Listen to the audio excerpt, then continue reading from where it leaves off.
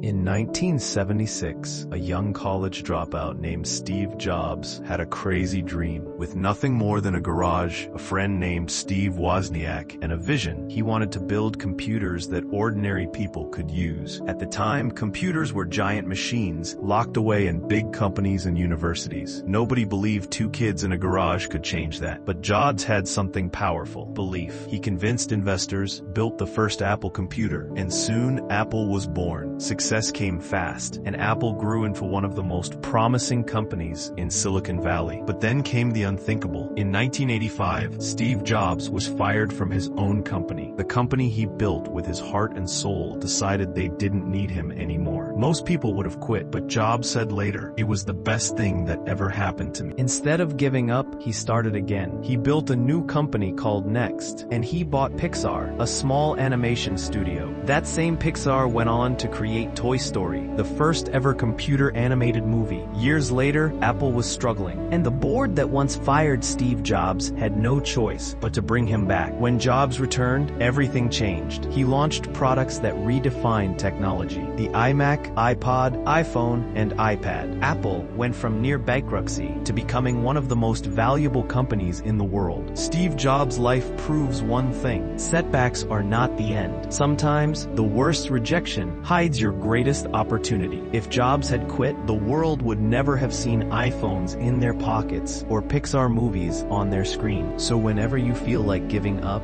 remember Steve Jobs, the man who was fired from his own company but came back to change the world. If this story inspired you, don't forget to like, share, and subscribe to Journey of Leaders, because your dream might be the one to change the future.